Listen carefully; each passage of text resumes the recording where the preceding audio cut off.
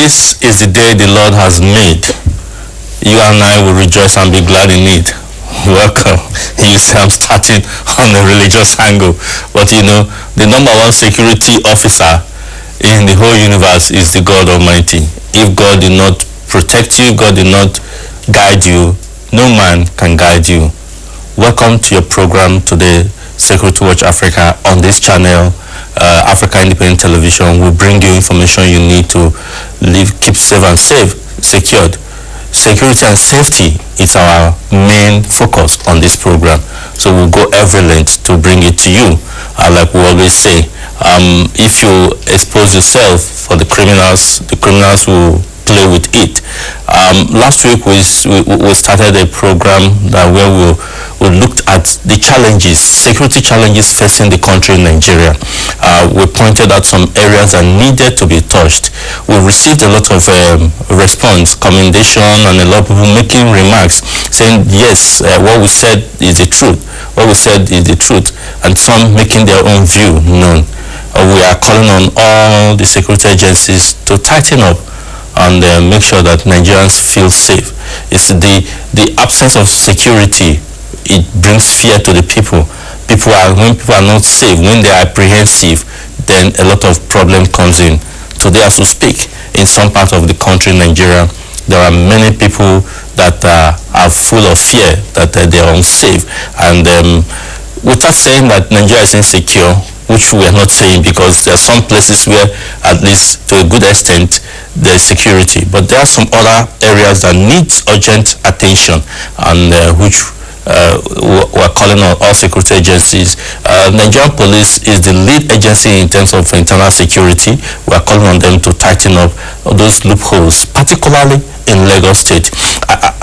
Yesterday and this morning, I got a call, particularly this morning, from a concerned citizen who said that they woke up this morning they saw an expended ammunition bullet in their sitting room, on the chair, in the couch in their sitting room, expended, and they saw it pass through the roof into their sitting room. You can imagine if somebody was sleeping and the person was sounding quite scared because the children were the ones who saw it, what would have happened to him? And he told me that there have been incidents of attack on the express by their house, and really passing that information to the Inspector General of Police to do something urgently and make sure that people feel safe. If you have any of such incident you need to report, send it to us. We have our feedback mechanism through the social media, the Facebook fan page. You can send to us your view, tweet us on our Twitter fan page, and we'll also announce to you that we're also on YouTube, so you can watch the previous edition of this program on YouTube if you miss any of the edition and you didn't see. So please, Nigerian Police, we're calling on you to please to provide security for Nigerians, and it will be better.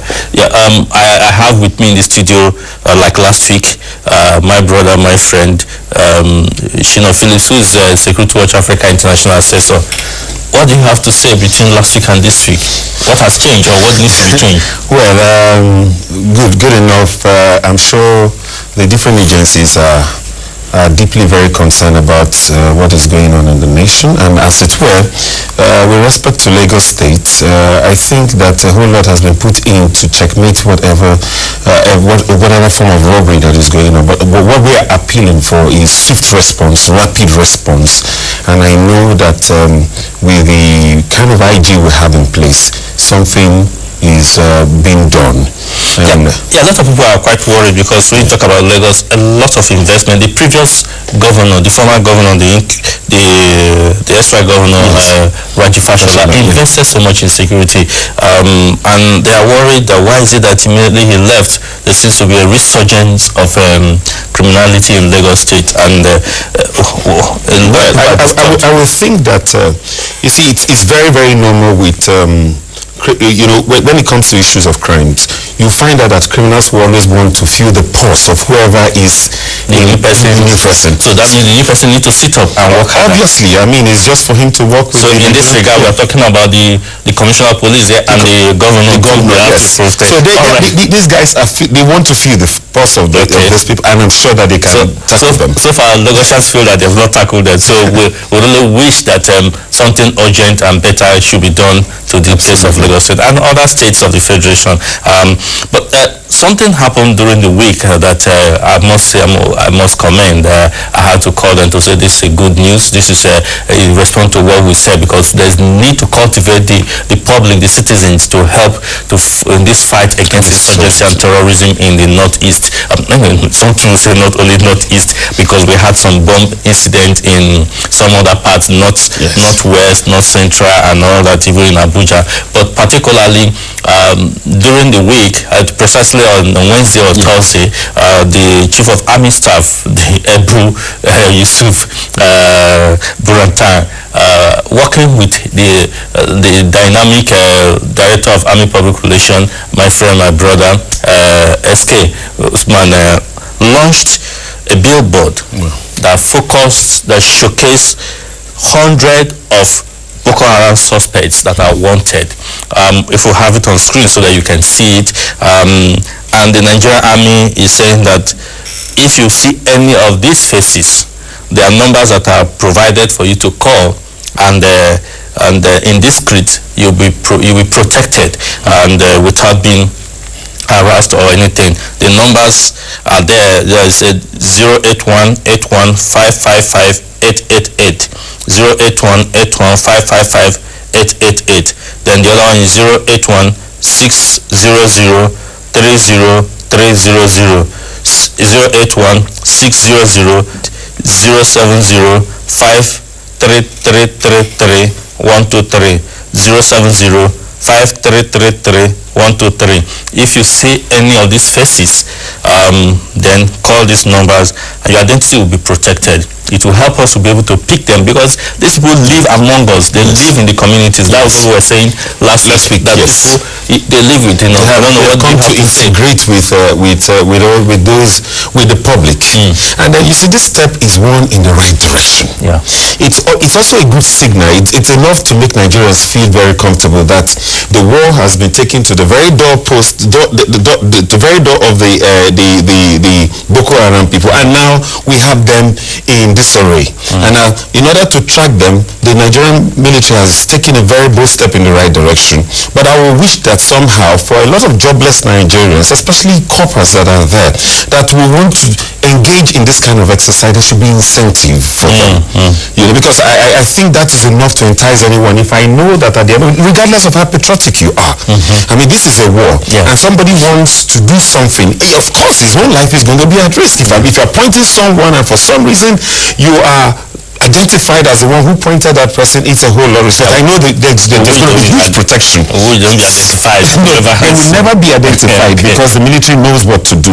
Nevertheless, let there be incentive. Let there be something to entice people, something to prod someone to say, I am going to look for that man that I've just seen on the billboard, and I'm going to tell the authority that I know where he is. Yeah, unfortunately, we had communicated to the Nigerian Army and the defense headquarters to have them on this program today to talk about this, but they are somewhere in the Northeast and couldn't physically be here, and we hope that by next week, when more information will come, then we'll be able to have them in the studio to actually expatiate more of it, because this is quite interesting. We'll be able to get these pictures to know, which means they can identify them. It's no longer an issue of faceless, because it was said that the Boko Haram people are faceless. At least now there are faces to have attached to it, and these are people's sons, husbands, and brothers, and all that. So it's really sad that you have a number of people, and some of these people are so educated,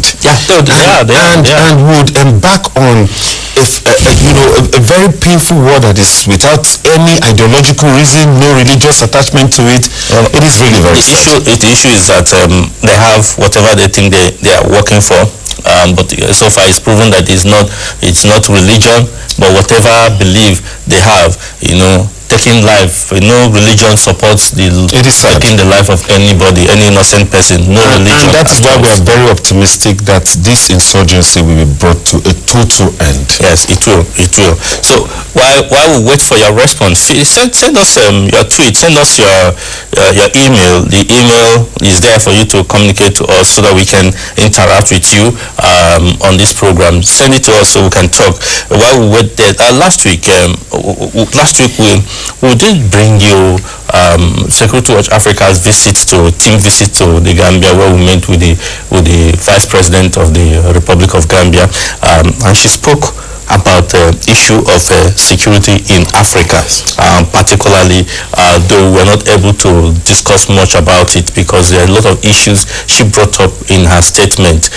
But for your information, the Gambia will be participating strongly in the 12th Africa Security Watch Awards Conference and Exhibition in Houston, Texas, United States this November, where they will be talking about what is being done. But let us hear what the Vice President of the Republic of Gambia has to say briefly, then we'll... Amongst you, Fatou Diamanka, because it's because of her that at least they recognize the efforts of His Excellency in the area of security. So we should thank her for telling the Gambian story. We are saying, say the African story, but also say the Gambian story as a Gambian. And I think I would say she's a good ambassador of the Gambia. So we want to appreciate that. It is with humility, really, that His Excellency the President receives all awards, including this one. This year alone, how many awards has His Excellency received? Too many. There's hardly a month that goes by, or 2 months or so, where His Excellency is not awarded, internationally. Not to speak of the awards he receives in country. The appreciation of the Gambian people themselves, particularly the most disadvantaged among them. When you look at the average farmer, the average child in the Gambia, the average woman, the average Gambian in general, even at the higher level, you would say maybe he appointed us, that's why we appreciate it. That's why I didn't even mention us, but we are part of it, the three arms of government. We are very appreciative of having this wonderful leader in the Gambia. His Excellency has always said, we cannot fight war in many fronts, no matter how good a soldier you are. I don't know who is a soldier among you, but how good a security person you are, you cannot fight a war in many fronts. And today that is what we are seeing in our sub-region. Let's start with West Africa, because some of you are from Ghana and also from Nigeria. Even South Africa will tell you the same story. So once again, we want to thank you for this award. We really value the award. I think my colleagues have said all that needs to be said. As I said, all that the President has done today, if I want to say that, we'll spend the whole day in terms of the, education, health, infrastructural development, agriculture, name it. The Gambia yesterday, if you have been here in 2011, today you've come, today is 2015, go around and see how much more has happened since we came here the last time. So that shows progress. So once again, we want to thank you. And as we said, without security, of course, even our investors, even our tourists would run away. That's what the President knows. That's why he fights to ensure that that security is sustained at all times. But as my colleague said, he doesn't only want it for the Gambia. He always says that if your house is not on fire, another colleague's house is on fire, you better go and put it out, because your house might be next. That's how. Welcome back. Yeah, that was the Vice President of the Republic of the Gambia talking, who received the Security Watch Africa team in her office and talking about the African story.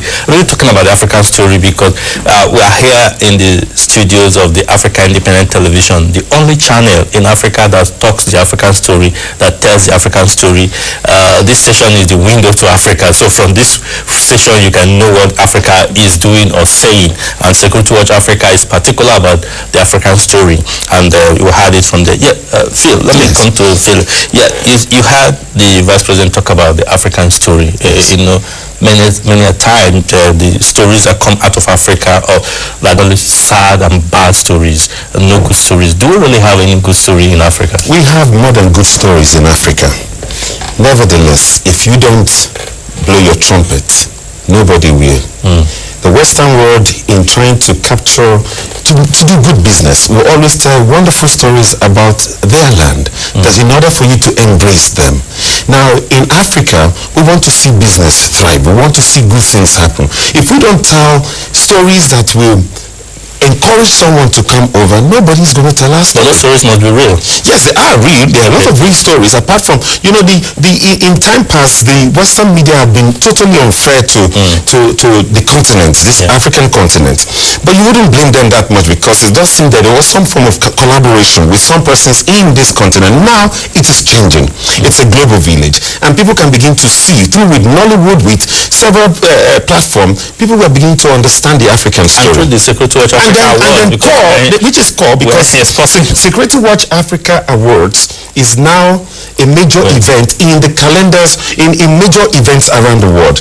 And the beauty of it is that we are going there to showcase our very best on the continent. It's a wonderful platform for exhibition, for lecture, and then for the award ceremony. And I think for heroic feats, we should learn to encourage by way of celebrating our own, and that's what's going to happen in the US. All right, talking about celebrating our own, also as part of our sensitization and stimulating interest within the Africa and showcasing what Africa has to sell to the world. Security Watch Africa actually visited the leading private airline in West and Central Africa, talking about Nigerians' own Arik Air. Really, no matter the story you talk about Arik Air, the airline has come and has changed the face of air travel in the sub-region West and Central Africa, and knowing that it's a private initiative and it's doing so well. One man has been steering that ship. There's the managing director, talk about Chris Indulwe, and Security Watch Africa. By the way, Arik, for more than 9 years I've been flying, no major accident or no major crisis, which we will discuss later. Yes. But we had an interface with him, with the managing director of the Arik Air.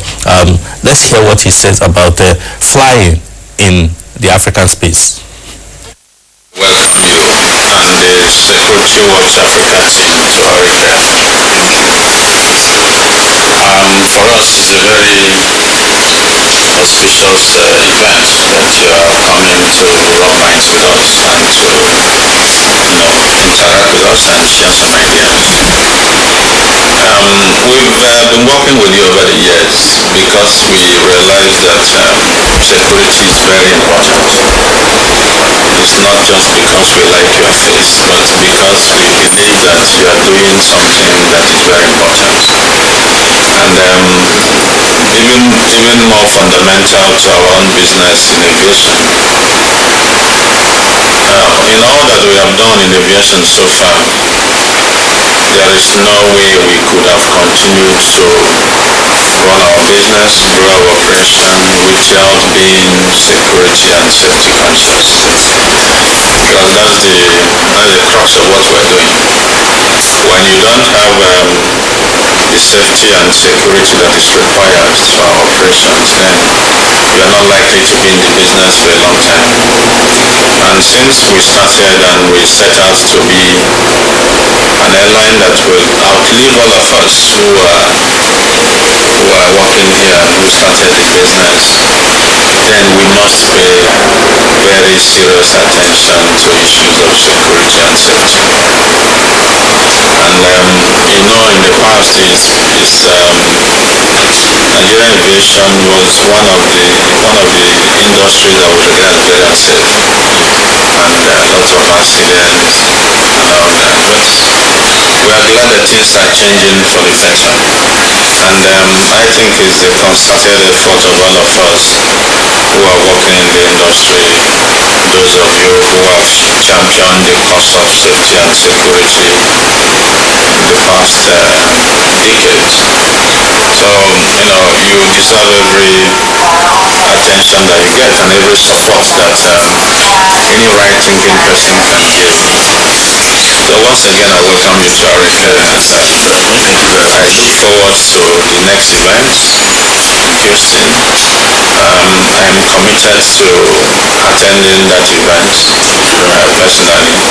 So, as much as possible, I look forward to being there. So we're very glad to continue to work with you. I'm also happy to hear that you have made a lot of inputs to policy you have been talking with government, because that's you can hardly do anything without government support. Because some of the issues that border on safety and security are things that could be tackled from the point of view of government policy, and is better addressed when there are policy changes, things that make it easier for people to be able to operate in an atmosphere of safety and security. So I think you need to continue to do that. You need to, as much as possible, it's usually not easy to have top government officials coming to the, because what happens is that people take safety and security issues for granted until something happens. But yes, that's human nature, but we're in a situation where something is happening. So we don't really need to waiting for something happens, for something to happen. We have come to a time when something is constantly happening. So I think that this is a time where nobody needs to be reminded of the importance of security.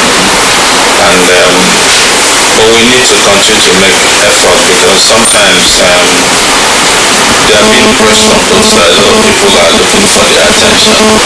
So if you don't push hard enough, there is the tendency for them to ignore what could easily be taken, regarded as the most important thing. It could be pushed to the background. So we are happy to continue to work with you. And welcome back. He said nobody needs to be reminded of how important security is. But before we come to that, I have an email here from Salisu Unisa. Salisu Unisa said to us, Nigerians should see security as a collective responsibility, not government business. This is what we have always been saying. Security is everybody's business, not just government alone. In fact, we in security always say that that security which you provide for yourself is the only one that is foul-free, is the only one that you can say to be 100%. The security agencies or whoever they are provide secondary security to you. If you expose yourself, then you put your life in danger. Incidentally, you are part of the team that who were there in the ARIC office. What did you take out of what he has to say? Well, it comes down to being very conscious, security conscious. And then it was for me very revealing, especially as it has to do with aviation in Nigeria on that visit, that so much is actually being invested by a private airline, and other airlines are actually making strong efforts just at ensuring that there's safety on our airspace. And so for me, it was very revealing, and to know the kind of investment that goes into aviation in Nigeria. Government really needs to, put keen interest in our aviation and ensure that as more airlines will come in, and then a national carrier for sure, that there will be safety on our airspace. And then just to buttress one of the things he said with respect to policy formulation, which Security Watch Africa has been a major contributor. It is necessary that policies that we really bring about returns from major investors in aviation should always be considered. And I'm sure that with Security Watch going around gathering necessary information that can help bring about good policies, it is time that we begin to enjoy the best of air travel in Nigeria. Really we'll hope, because especially at this period there are a lot of issues in terms of air travels, and like the MD and the MD did say, there are a lot of challenges that affects air travels, but we're happy that Nigerian safety airspace is becoming much better.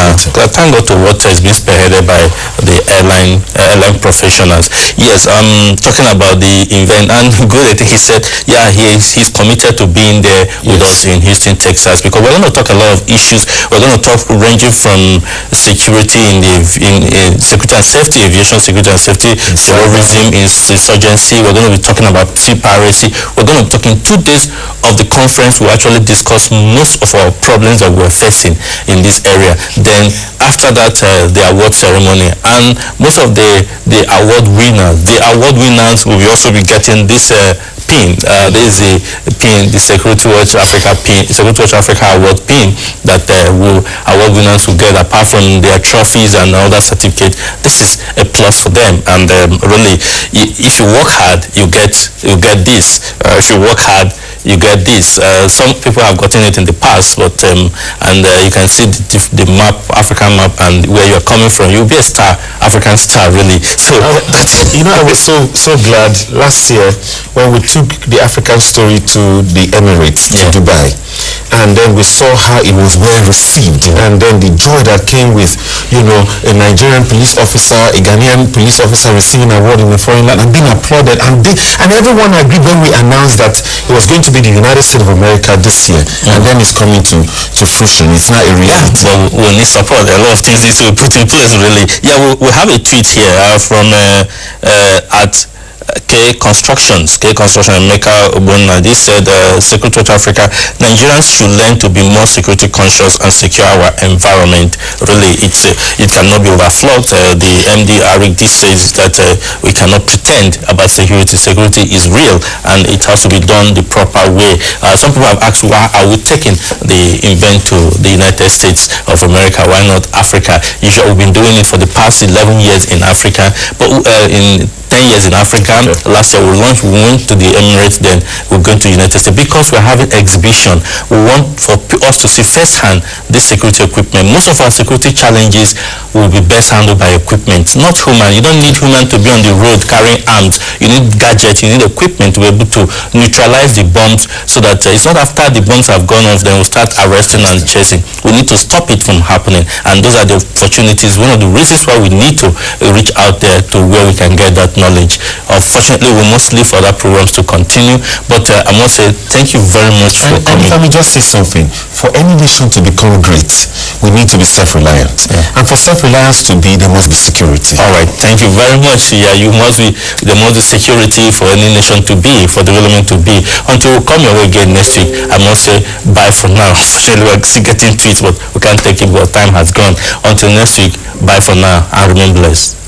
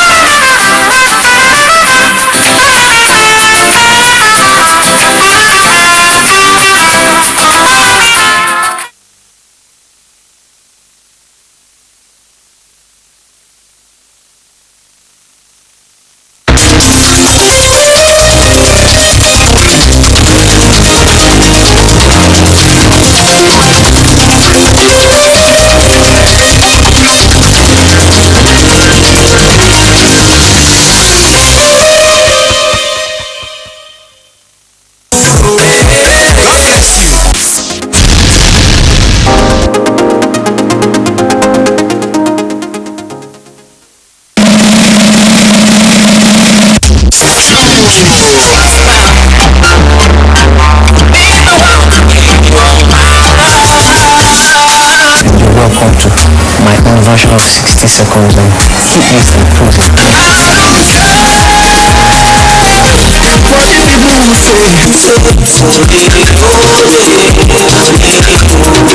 I know you came here to say, if you're afraid then you come out.